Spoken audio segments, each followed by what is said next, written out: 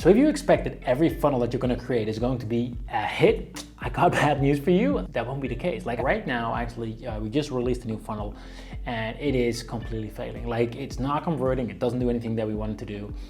So what I'm going to do in this video is actually going to give you a behind the scenes on what lessons I'm taking out of it. Because if you were looking at your funnel, you think like it's either black or white, it's either working or it isn't, you'll be missing out, because in between, it will tell you so many stories. So what I'll do is actually map out the funnel on my iPad and I'll share on my screen how I'm actually going through this funnel, all right? Like what I'm actually looking at. So whenever you create your new funnel, you know what to be looking at and what conclusion, basically how I'm processing all this data and information, all right? So let's dive into it. So just so you know what this funnel is all about, essentially this funnel is going to be an opt-in form, so that the first page is going to be an opt-in, right? And thereafter, there is going to be a VSL. So this is a video that people can watch, and throughout that video VSL, which is an educational piece, then if they want to, they can actually invest into our business and they can join UpViral. This is a funnel to promote UpViral. If you haven't checked it out, check out UpViral.com. It is the best thing to grow your business. Anyway, so what with this particular funnel we're going to do, we're actually going to run ads into this funnel. Initially, we're starting out with one platform, right? And the reason why we're doing that is because we want to first, test one thing at a time. So we're not going to try out all these different things. We're going to try out Facebook ads, YouTube ads, and all that. First, we're going to focus on YouTube ads in this case, because we recently had really good success with that. Our ROIs are generally really good on when we run ads on YouTube. So we're first going to run ads on YouTube, because even on YouTube, there's plenty of things to test, like what video ads are going to work, what targeting is going to work, what like demographics, like all these kind of things. And then we didn't even touch the funnel yet, right? So talking about the actual ad, this is a good lesson for all of you actually. If you're creating new ads, you're not gonna just create one ad and you're gonna be lucky with that, right? You need to have multiple ads that you can actually test out. So what I like to do is I like to just, basically record multiple introductions, like I'm sketching out right here, and which are all like 10 or 15 seconds long. And then after, I record like one main content video or sometimes two content videos, so I can then just mix and match, right? And that's exactly what I've done for this funnel as well. So here you actually find the scripts.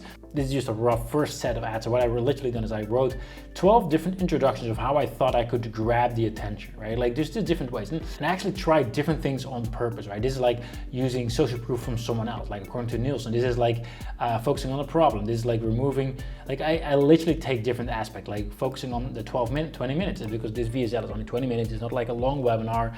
This is like talking to those who are wasting their time on YouTube. This is based on social proof, like focusing on that. This is like going anti-guru. This is going for the types of, point being is I tried different ways of grabbing someone's attention, because that's really all this does. Like the first introduction, the first part of the introduction is all about grabbing the attention. And sometimes it's just me talking, and sometimes there's like visuals, like for example, this one where I actually pull down a cord. And then behind each of those, there's two main parts, right? So essentially there's 12 introductions and 2 times main parts, which means that there's 24 ads to test. Now, obviously, that's a lot of video ads to test, right? So now we've actually been running the ads for a little bit on YouTube, and this is the point where I step in and look at the data. What do we actually have? And for those of you who are running ads on either Facebook or Google Ads, doesn't really matter. You can pretty much get all data inside the interface. I also like to just get stuff into Excel and do some analysis and do a deep dive to see what's actually working, to see like, hey, which of the ads are getting the highest click-through rate. And at this point, we don't have enough views yet to really draw any measurable conclusions, right? Like this, we spent $500 on one ad, but most of the others didn't get much ad spend, but I noticed that one of them actually gets a much higher click-through rate, which still is on the low side. 1% click-through rate is on the low side, so we definitely need to increase either our targeting or our ad creative. But for now, rather than focusing on all 12 different ads, let's focus on a couple of them. So this is the first thing I do. I look at basically a top-down, go through Google Ads, what photos are converting, what targeting is converting. That's my very first thing, right? After that, I'm like, all right, so what happens if people actually click on it? Like those who are clicking, why isn't that converting? So usually what I do is I dive into Google Analytics, because that's pretty much the most brilliant tracking platform there is, even though I think a lot of people don't actually use it. So what I actually do, this is a bit more techy and in detail, I actually create a segment for those who have visited that particular opt-in page, right? So if they go through this page right here, then they are added into this segment. And just in case you're not familiar with that, you don't have to know this stuff, but you can create a new segment, which basically where you can say like, hey, instead of seeing all people on my website, I only want to see those who met a certain condition. For example, those who are on a landing page, whose landing page is, and then a certain URL, for example, right? In this case, I already set that up. Let me just cancel that. And that allows me to do some deeper dive on, like, are those people, how many of those are on mobile, how fast is the page loading, which countries are they coming from, how are they behaving, how are they opting in, and just everything like that in more detail, right? But that's actually not all I do, because if you want to see what's happening, if you want to understand how people are behaving, it's not just about looking at the data. And that's also why I'm using a tool called Hotjar. What Hotjar allows you to do is to actually create a heat map. So you actually see where people are clicking on, how far people are scrolling. And one of the interesting things I saw here, like if you, for people who are on mobile, right? You can actually see, you can click here where they tap or actually click on the button, right? Which is cool. But you can also see how far people scroll. And that's when I noticed that even though on this very page, we have a call to action button right here, right?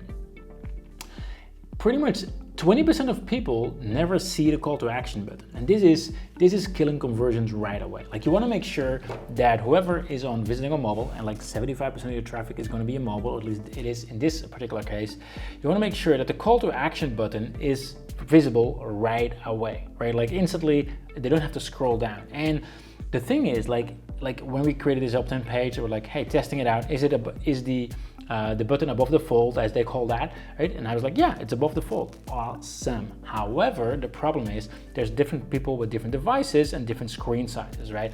And right now I'm seeing here inside Hotjar that 80% of people reach to that point, right?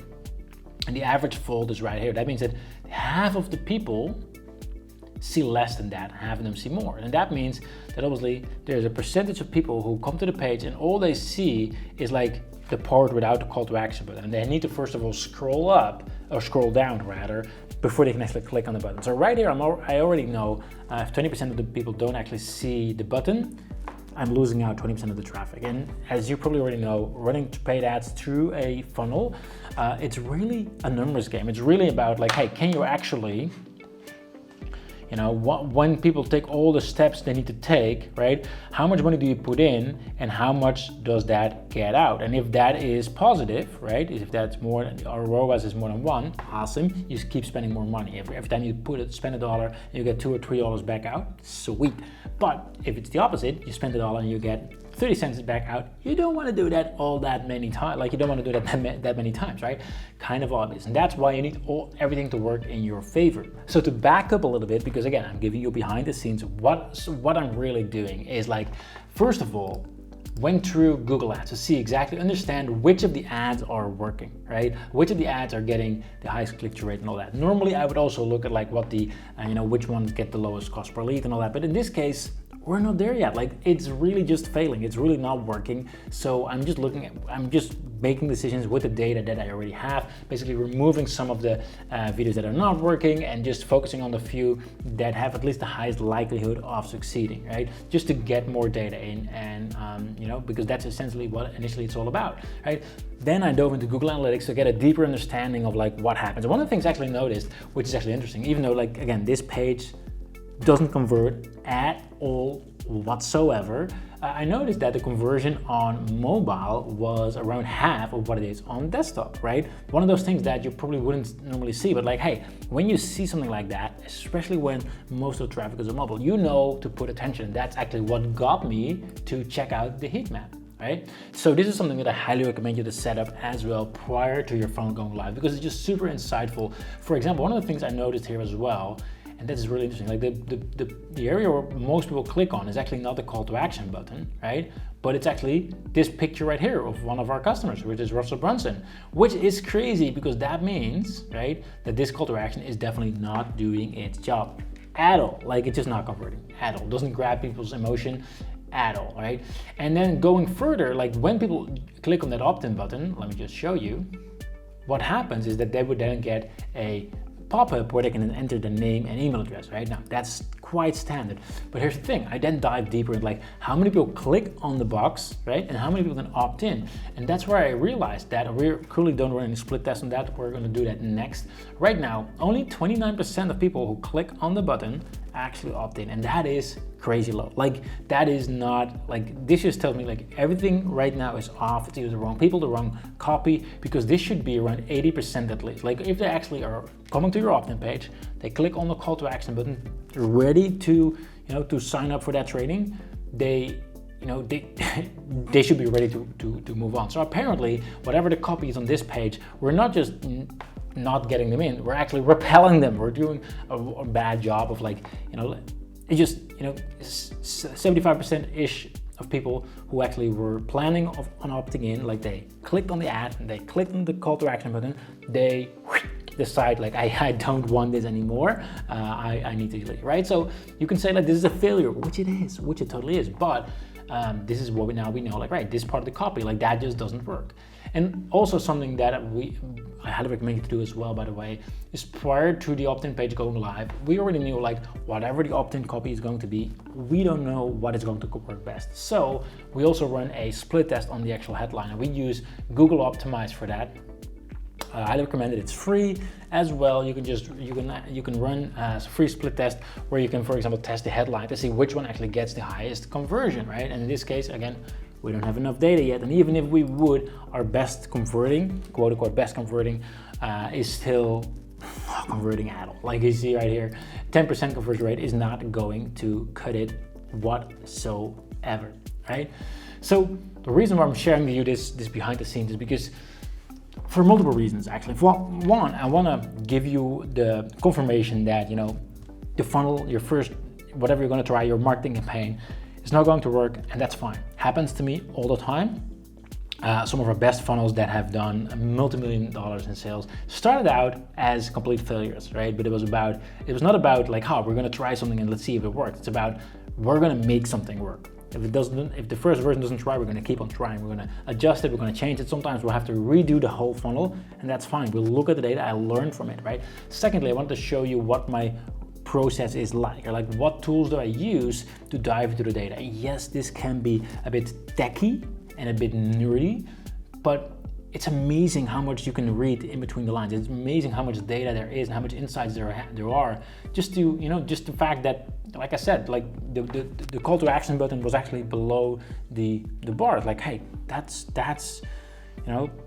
one of those small things. 20% of traffic losing there, like 20% of opportunity losing there in that part of the funnel, it's painful, right? And then I didn't even get to the rest of the funnel, because right now the main issue is at the very front, right? So the ads aren't converting yet, like they're not enough clicks, the targeting isn't right, and the opt-in page like doesn't convert, right? And when I see that, I don't even look at the rest of the funnel, because there's no point. That's not the point. I can change the VSL, I can run split tests there, and that's also the reason why I didn't create a fully fledged sales page for it. All I had is a quick VSL, a quick sales video, right? Rather than creating spending a couple of weeks creating a full beautiful page, because I don't even know whether that's going to be needed yet, right? If we get this part sorted and we get this to work, then we'll get the sales page fully ready. If not, then I'm glad I didn't spend a couple of weeks, or I rather waste a couple of weeks on the sales page there, right? So this is sort of like my rough behind the scenes on dissecting a failing funnel. And in a couple of weeks or months, you would either see this funnel completely blow up and see it all over your timeline, or maybe not, right? And I moved on to something else, because if it's not gonna work, and if we make changes and it's still not gonna work, it doesn't, there's no point in just, beating a dead horse and keeping on beating it 20 times over, right? At that point, it's better, right? So go back to the drawing board. What is going to work? How do we create a message? How do we create something and a good offer in front of our audience that gets people to join UpViral, right? Which is what this particular funnel is all about. And again, if you haven't checked out UpViral, highly recommend it. So that's what I got for you all today. Hopefully this has been helpful, and also let me know if you prefer this bit of a more rough kind of like behind the scene video rather than the smooth video in the studio and all that, right? I'd really appreciate that, and let me know, and I will talk to you all soon.